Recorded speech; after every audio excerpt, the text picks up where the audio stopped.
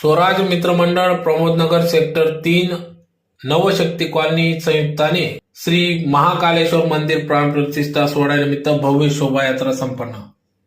याबाबत अधिक वृत्त असे की धुळे शहरातील सेक्टर नंबर 3 येथील स्वराज मित्रमंडळ व नवशक्ती कॉलनी येथील भाविक स्थानिक नागरिकांच्या वतीने या ठिकाणी श्री महाकालेश्वर मंदिर प्राणप्रतिष्ठा सोहळा कार्यक्रम पार पडत असून यासाठी येथील कॉलनी परिसरात इंजिनियर योगेश कोते रावसाहेब यांची संकल्पना होती की सदर या ठिकाणी या परिसरात महादेवाचं मंदिर व्हावं।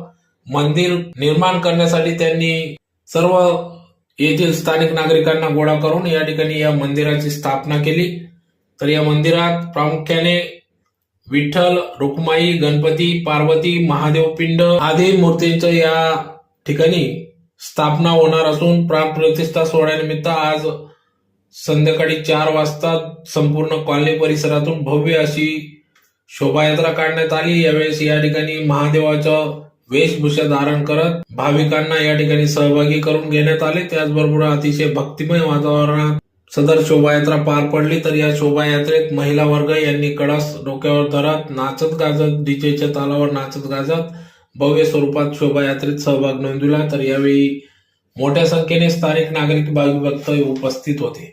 दिनांक 28 व 29 2 दिवस 9 ते 5 दरम्यान प्राणप्रतिष्ठा पूजन व आरती संपन्न होणार असून दिनांक 30 जुलै 2025 रोजी सकाळी 9 ते 10 वाजेपर्यंत श्री महाकाल तसेच नंदी महाराज, पार्वती माता, गणपती बाप्पा मूर्तीची प्राणप्रतिष्ठा स्थापना करण्यात येणार असून तदनंतर महाआरती महाप्रसादाचे आयोजन देखील या ठिकाणी करण्यात आले असून महाप्रसाद 1 ते 3 दरम्यान वाटप होणार असून याचा लाभ सर्व भाविक भक्तांनी घ्यावा असे आवाहन या ठिकाणी आयोजक समस्त प्रमोदनगर सेक्टर नंबर 3 रहिवासी व स्वराज मित्रमंडळ देवपूर धुळे नवशक्ती कॉलनी परिसरातील स्थानिक नागरिकांच्या वतीने करण्यात आले आहे। सलग 3 दिवस अतिशय भक्तिमय वातावरणात श्री महाकालेश्वर मंदिर प्राणप्रतिष्ठा सोहळा पार पडत आहे।